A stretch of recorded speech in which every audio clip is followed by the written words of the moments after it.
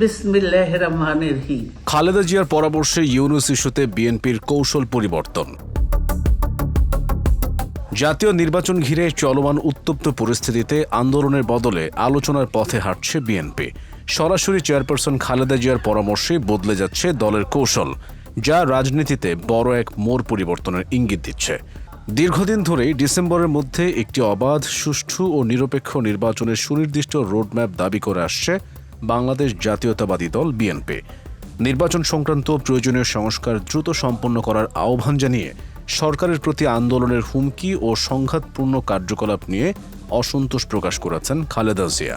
দলের ঘনিষ্ঠ সূত্র জানিয়েছে, সংঘাতের পথে না গিয়ে আলোচনার মাধ্যমে সুরাহা করার সরাসরি পরামর্শ দিয়েছেন বেগম খালেদা জিয়া। এরই ধারাবাহিকতায় 13 জুন শুক্রবার লন্ডনে অন্তর্বর্তী সরকারের প্রধান উপদেষ্টা ডক্টর মোহাম্মদ ইউনূসের সঙ্গে বৈঠকে বসতে যাচ্ছেন বিএনপির ভারপ্রাপ্ত চেয়ারম্যান তারেক রহমান। ডক্টর মোহাম্মদ ইউনূস 4 দিনের সরকারি সফরে মঙ্গলবার লন্ডনে পৌঁছেছেন। তার সফরের আগে বিভিন্ন সূত্র থেকে জানা গেছে, তারেক রহমানের সঙ্গে তার সম্ভাব্য সাক্ষাৎ হতে পারে।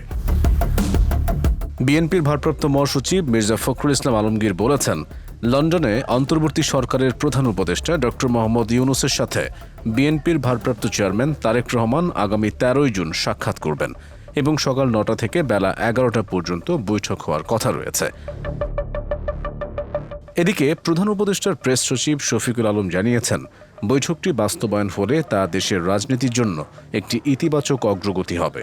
তবে সময়সূচি ও বাস্তবায়ন এখনও পুরোপুরি চূড়ান্ত হয়নি বলেও তিনি উল্লেখ করেন। সংশ্লিষ্ট একাধিক সূত্রের মতে, এই বৈঠক ফলপ্রসূ হলে নির্বাচনের সময়সূচি, প্রয়োজনীয় সংস্কার উদ্যোগ এবং আলোচিত জুলাই সনদসহ বিভিন্ন বিষয়ে বিএনপি ও অন্তর্বর্তী সরকারের মধ্যে যে মতপার্থক্য তৈরি হয়েছে তা অনেকটাই দূর হতে পারে।